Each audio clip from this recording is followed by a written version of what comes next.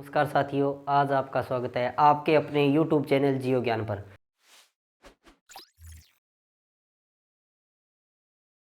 जी का अगला टॉपिक रहने वाला है थॉर्नडाइक, व्यवहारवादी थॉर्नडाइक। तो आज हम पढ़ेंगे व्यवहारवादी थॉर्नडाइक के प्रयास एवं त्रुटि के सिद्धांत के बारे में।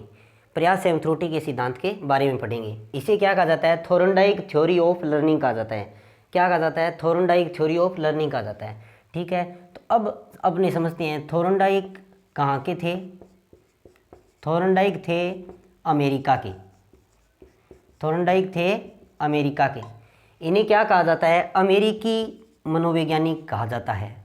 क्या कहा जाता है? अमेरिकी मनोवैज्ञानिक कहा जाता है। अब देखिए साथियों, इसके साथ साथ ये क्या है? पशु वैज्ञानिक है। क्या है? पशु मनोवैज्ञानिक है। पशु मनोवैज्ञानिक। और इन्हें क्या कहा जाता है? सिद्धांत, सीखने के सिद्धांत का प्रतिपादन कहा जाता है। क्या कहा जाता है? सीखने के सिद्धांत का प्रतिपादन किसने किया? थॉर्नडाइक ने किया। और 1913 के अंतर्गत इन्होंने एक पुस्तक लिखी जिसका नाम था एजुकेशनल साइकोलॉजी, शिक्षा मनोविज्ञान। 1913 में कौन सी बुक लिखी? Education psychology, education psychology. ठीक है, अब अपने आगे पढ़ेंगे। इन्हें क्या है, ये बहुत बार क्वेश्चन आ चुका है कि सीखने के सिद्धांत का प्रतिपादन किसने किया। 2019 के अंतर्गत यह 2019 में जो परीक्षा हुई थी पीटीए की, उसके अंदर यह क्वेश्चन आया हुआ है। ठीक है, अब अपने आगे जानेंगे कि इनके सिद्धांत कौन कौन से हैं, इन्होंने कितने नियम दिए और नियम को क्या क्या बोला जाता है। ठीक है, तो देखिए साथियों, इनके नियम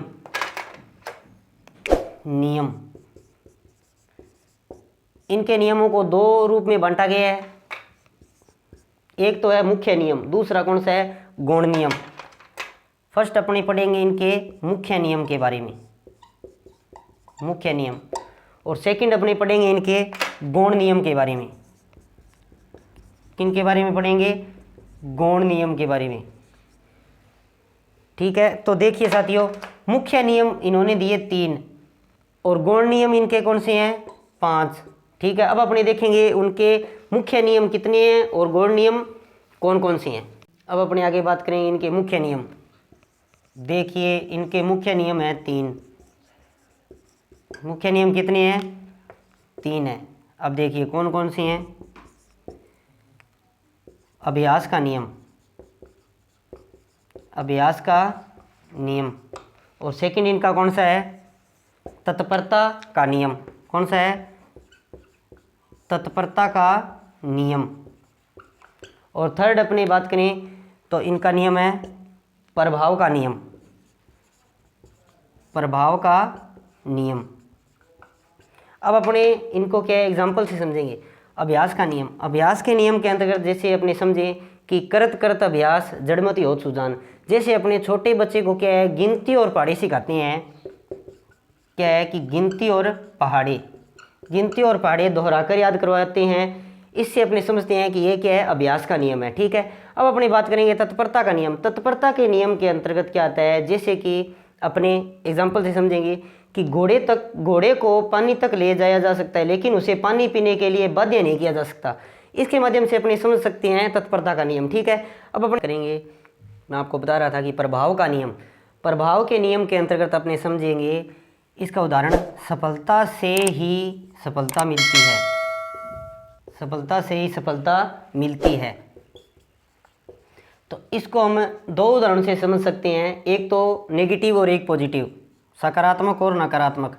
जैसे कि 10th क्लास में बच्चा पढ़ता है, उसके पेरेंट्स उसे क्या बोलते हैं कि यदि तू 10th में पास होगा अच्छे नंबर से तो तुझे क्या है कि मोबाइल फ़ोन दिलवाया जाएगा।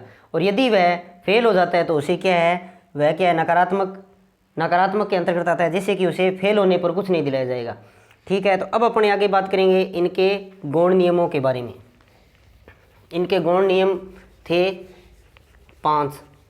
तो अब अपने इनके बारे में पढ़ेंगे कि इनके गौण नियमों में क्या क्या बताया गया है। ठीक है, तो आगे देखिए गौण नियम। गौण नियम मैंने आपको पहले भी बताया था, कितने थे? 5। तो देखिए फर्स्ट है इनका बहुप्रतिक्रिया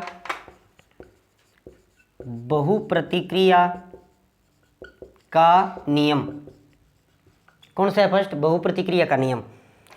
और सेकंड अपनी बात करें तो कौन सा है? आंशिक क्रिया का नियम। कौन सा है? आंशिक क्रिया का नियम। और थर्ड अपनी बात करें तो कौन सा है? मनोवृत्ति का नियम। ठीक है, और फोर्थ अपनी बात करें तो इनका कौन सा है? थर्ड आपको बताया मनोवृत्ति का नियम। ठीक है, और फोर्थ इनका है आत्मीकरण का नियम। कौन सा है? आत्मीकरण का नियम। और पांचवें नियम की बात करें तो पांचवा नियम है इनका सहचर्य या सहचर्य का नियम। ठीक है, अब अपने आगे बात करेंगे कि इन्होंने किस पर प्रयोग किया और उस प्रयोग में क्या बताया। तो अब देखिए इन्होंने प्रयोग किया बिल्ली पर। प्रयोग किया किस पर? प्रयोग किया बिल्ली पर प्रयोग किया, बिल्ली पर। इसमें महत्वपूर्ण 2 बातें हैं। कौन कौन सी महत्वपूर्ण बातें हैं याद रखने वाली?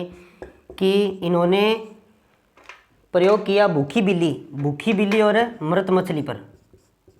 भूखी बिल्ली क्या थी? भूखी बिल्ली थी, और मछली मृत मछली।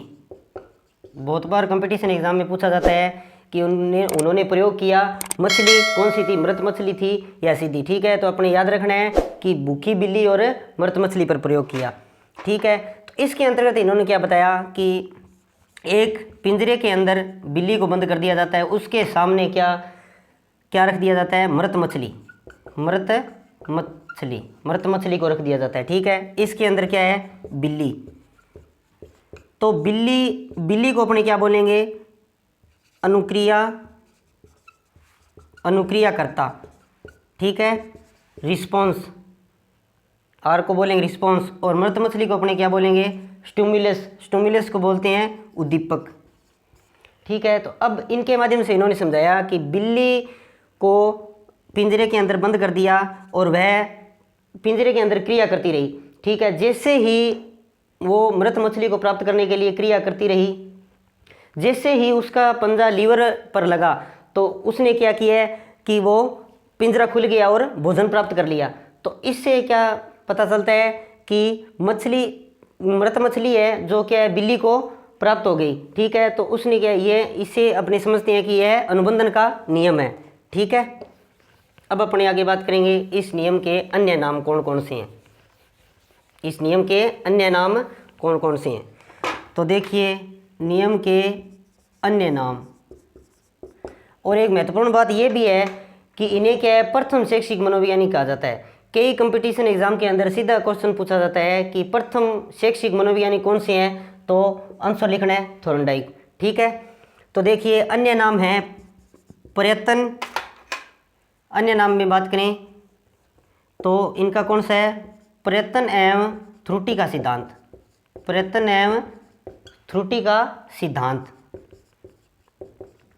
ठीक है, और संयोजनवाद का सिद्धांत। ठीक है, और ये क्वेश्चन बहुत बार आता है, प्रयत्न एवं त्रुटि का सिद्धांत किसका है? तो अपने को ये पता होना चाहिए प्रयत्न एवं त्रुटि का सिद्धांत किसका है? थॉर्नडाइक का है। फर्स्ट ग्रेड 2014 और 2020 में जो परीक्षा हुई है उसके अंदर यह क्वेश्चन पूछा जाता है। यह क्वेश्चन मोस्ट इंपॉर्टेंट क्वेश्चन है। ठीक है,